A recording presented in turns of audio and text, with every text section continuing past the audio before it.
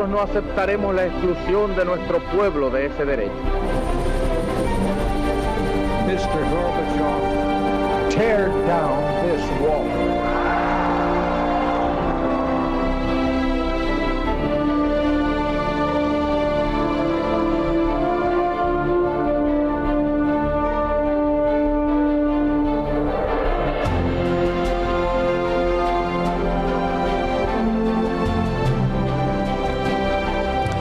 Buenas noches, señoras, caballeros, bienvenidos a Tiempos Modernos. Todos hemos visto 1000 películas sobre la independencia de los Estados Unidos.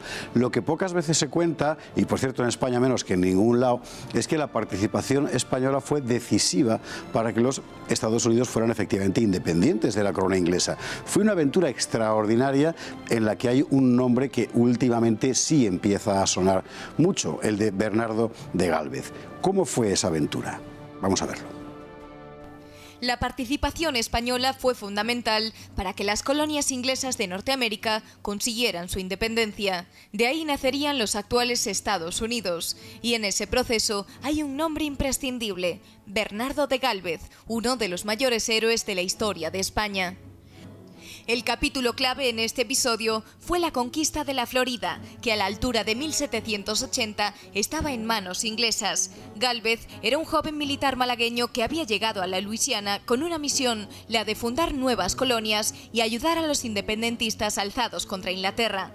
Consciente de que la clave estratégica estaba en el control de Mississippi, en 1780 inició una campaña que le llevó al rango de mariscal de campo con solo 33 años. Inmediatamente después puso sus ojos en Móvila, en la actual Alabama, y la conquistó. El camino quedaba abierto para la reconquista de Florida, lo cual pasaba por tomar Pensacola, el puerto más importante de la zona, pero no iba a ser fácil. Para entrar en Pensacola había que superar una línea inglesa de fuego cruzado. A un lado, la isla de Santa Rosa, que cierra la bahía, y al otro, un fuerte inglés. Gálvez tomó la isla, pero el cañoneo enemigo hizo embarrancar al buque insignia español. El jefe de las fuerzas navales, Calvo de Irazábal, amedrentado, prohibió a nuestros barcos atravesar la bahía, y sin eso no habría asalto. Las tropas españolas quedaron clavadas en el terreno. Durante días, Gálvez y Calvo intercambiaron cartas con duras acusaciones. Pero había algo peor: se avecinaba temporal y en ese caso los barcos tendrían que volver a hacerse a la mar para no estrellarse contra la costa, frustrando definitivamente el asalto. De modo que Gálvez se lía la manta a la cabeza y decide lanzarse en solitario. Sube a bordo de su barco, el Galveston, e iza la insignia de almirante. Para provocar a Calvo, le envía a un joven oficial con un curioso presente, una bomba, y con la bomba un mensaje que decía así: una bala de A-32 recogida en el campamento que conduzco y presento, es de las que reparte el fuerte de la entrada. El que tenga honor y valor que me siga, yo voy por delante con el Galveston para quitarle el miedo. Dicho y hecho, los 4 barcos que Gálvez tenía a su cargo, con él mismo al frente, penetraron en la bahía bajo el fuego enemigo. Sin sufrir apenas daños, los 4 pasaron la barrera de fuego y llegaron al otro lado. El resto de la escuadra, picada en su orgullo, siguió al mariscal. Podemos ahorrarnos los detalles de la batalla. Los ingleses se rindieron, Pensacola cayó y con ella toda Florida. Las operaciones concluyeron el 9 de mayo de 1781. Los rebeldes norteamericanos quedaron muy fortalecidos, pues su frente de combate se redujo y los ingleses ya no levantarían cabeza. En 1783 se firmaba el Tratado de Versalles, que reconocía la independencia de los Estados Unidos y confirmaba la posesión española de Florida. Juan Pérez de Foncea, muy buenas noches, ¿qué tal? Muy buenas noches. Un placer tenerte aquí en tiempos modernos. Igualmente. Era una deuda que teníamos traerte aquí, además con un libro reciente sobre esta cuestión, que es Fuego en el Mississippi.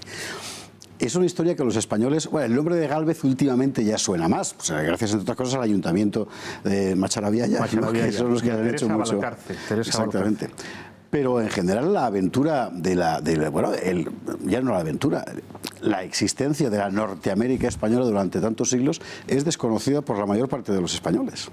Pues sí, esto es un tema, bueno, que se enmarca dentro del gran desconocimiento que tenemos en España de nuestra propia historia.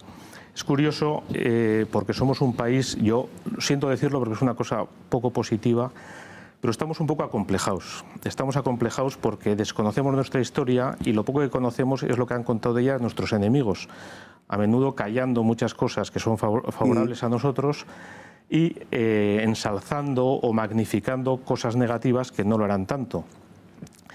Yo comencé a escribir sobre estos capítulos cuando conocí la historia de mi paisano, Blas de Lezo, claro. Y a partir de ahí, bueno, yo pensaba que el episodio de Blas de Lezo, que es asombroso, y si fuera de cualquier otro país, pues evidentemente tendría una estatua en cada pueblo y sería conocidísimo. Yo pensaba que era un hecho puntual, pues que había pasado desconocido. Pero luego he ido profundizando en cuestiones de la historia de España y me he quedado asombrado de ver, bueno, pues que desconocemos nuestra historia, que hay 1000 episodios impresionantes como este. Poca gente sabe que el 80% del actual territorio de los Estados Unidos de Norteamérica, incluido Alaska, ha sido español. Poca gente sabe que la primera ciudad norteamericana la fundamos nosotros en 1585. Sí, San Agustín, ¿no?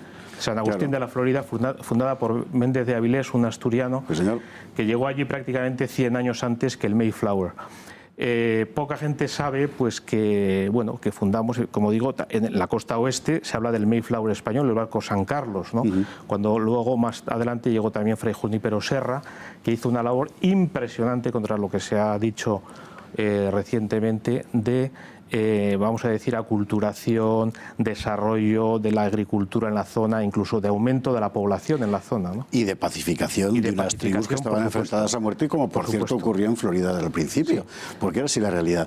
En el episodio concretamente que hoy estamos tocando, que es el de la participación de España en aquel momento del siglo XVIII, último tercio, del levantamiento de las colonias norteamericanas contra el imperio británico. Hay una opción política evidente.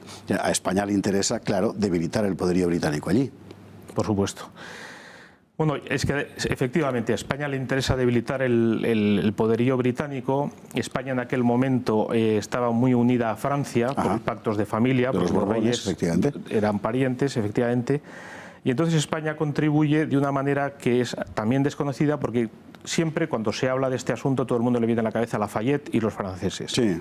Bueno, yo me atrevo a decir que España hizo más que Francia, entre otras cosas porque España pagó al ejército francés, al ejército norteamericano y al ejército español. Ya solo por eso España comandaba la flota, o sea, la armada. España mandaba sobre la flota española y la flota francesa.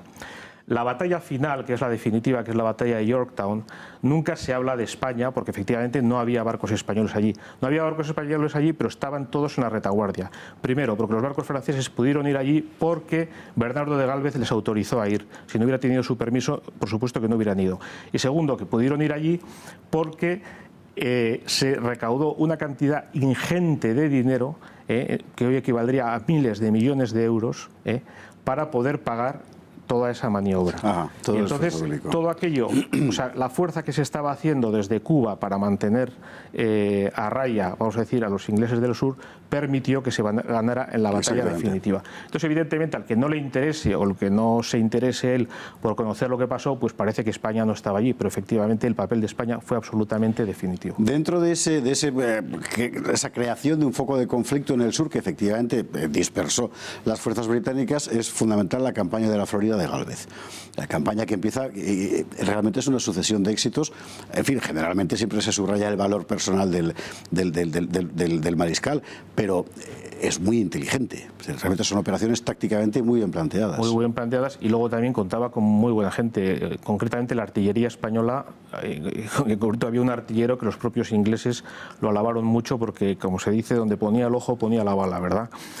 Y luego Gálvez, que duda cabe que fue un hombre muy valiente, muy arrojado, estuvo herido varias veces, y luego el episodio que ha salido un poco en el vídeo de la toma de Pensacola es absolutamente impresionante, ¿no? Que luego le valió que en el escudo figurara la palabra "yo solo", porque claro, cuando vio que Calvo Irazábal, que es el que estaba al mando de la Armada, decía, no, es que es muy peligroso, no podemos entrar. Así, pues como yo tengo un barco, por cierto, regalo de los norteamericanos, en agradecimiento por todo lo que estaba haciendo por la causa norteamericana, y al barco le llamaron Galveztown, y por eso hay una ciudad también en Texas que se llama así, Galveztown. Que todavía existe. Entonces él cogió el Galveztown y dijo, el que quiera que me siga, yo voy el primero. Y efectivamente fue y conquistó aquello. La infantería española de aquel momento ya no es la de los tercios, es una infantería del siglo XVIII, los tercios ya no existen, pero realmente la exhibición que hacen de, ya no solo de valor, de destreza técnica en el campo de batalla ante una fuerza superior y además atrincherada, es pasmosa. Es pasmosa. Y además es muy bonito ver que era un ejército, hoy en día sería muy políticamente correcto, ¿verdad? Sí, porque había esclavos negros que se habían pasado a la zona española, ¿verdad? Había indios, claro, había negros, había irlandeses, había franceses, había criollos, o sea, había gente pues, que creía en el imperio y que luchaba con España por la causa española, ¿no? Y luego esto me parece también muy interesante, me adelanto porque no sé si por favor, me ibas a preguntar, el tema de, por ejemplo, ¿quién es el primer embajador de España en Estados Unidos? Gardoqui. Si uno va hoy a Bilbao hay una calle que se llama la calle Gardoqui. Y uno dice, ¿es este Gardoqui? Pues no, el de la calle es su hermano, que es el cardenal Gardoqui. Era una familia muy buena de Bilbao, los Gardoqui, que era una familia comerciante, que su empresa se llamaba Gardoqui e Hijos. Y este Gardoqui, Diego Gardoqui, fue el primer embajador de España en Estados Unidos. Tuvo también un papel muy importante en el desarrollo de la guerra, un papel diplomático. Estuvo reunido aquí en España con Lee. Bueno, Gardoqui es, junto con Lafayette, el único extranjero que desfila en el desfile de toma de posesión de George Washington. Y por expreso deseo de Washington, está a su derecha. Y en el desfile, o sea, el día de la toma de posesión de George Washington, íntimo amigo de Gardoqui, el único barco extranjero que participó fue el Galveston, con salvas de honor, etcétera, que eso está tomado. Y es muy interesante también, ahora que han salido las Torres Gemelas en el la careta del programa, la primera iglesia católica del estado de Nueva York y de la ciudad de Nueva York la puso Gardoqui. Y Washington, a pesar de ser episcopaliano, tenían tal amistad que fue a la inauguración de la iglesia. Y esa iglesia es muy curioso. Cuando el atentado de las Torres Gemelas, la primera víctima de la iglesia, uno de los bomberos, fue llevado allí. La primera víctima la llevaron allí y murió allí en la iglesia, y no sé si incluso está enterrado allí. Y la primera santa norteamericana, Elizabeth Seton, se convirtió en esa iglesia y luego fue canonizada, es la primera santa norteamericana, la iglesia de San Pedro. Meter todos estos datos en la caja porque al final efectivamente todo tiene que ver con todo. El hecho es que de resultas de esta campaña, la Florida, que había sido inglesa, volvió de nuevo a España y lo sería hasta que aquí la malvendimos unos años más tarde. Efectivamente, efectivamente, pero con ese territorio, claro, España llegaba desde el Caribe hasta Canadá y al oeste absolutamente todo, ¿no? Y luego en el sur teníamos pues porque había dos Floridas, la actual Florida y lo que es Florida del Oeste, que son los estados del sur de Estados Unidos, Alabama y compañeros, ¿no? Un día habría que hacer un programa para preguntarnos cómo fue posible, uno, conseguirlo y después perderlo todo. Pero esto evidentemente será otro programa. Gálvez tuvo un final desdichado porque murió en circunstancias políticas muy complejas, muy desagradables además, y muy joven, ¿no? Pero lo que dejó hecho, claro, lo que dejó hecho en todo caso es una historia asombrosa. Es una historia asombrosa, sí. Y la herencia permanece. ¿Cuántos estados mantienen la Cruz de San Andrés en Estados Unidos hoy en día? Empezando por el de Florida. Empezando por Florida, bueno, no sé si fue el día de la Hispanidad, el 12 de octubre, la Virgen del Pilar. Sí, ese día fue el día que aquí nos pegamos a ver si se sacan las banderas, que si el ejército y tal. Bueno, está en internet, está en cualquier sitio, cualquiera lo puede ver. La celebración en San Agustín de la Florida es impresionante. Y cada vez más en los Estados Unidos se está viendo una vuelta de recordar y de estar orgullosos de ese pasado español. Bueno, podríamos continuar. Es decir, los caballos, se sabe hoy en día, porque ahora con el ADN y tal, todos los caballos norteamericanos de las películas del oeste vienen de las marismas de Cádiz, no ya de España, de las marismas de Cádiz. Pues a los caballos hemos de dedicar un día un programa, porque para América evidentemente fue fundamental, pero hoy no da mucho más tiempo. Juan Pérez Foncia, muchísimas gracias.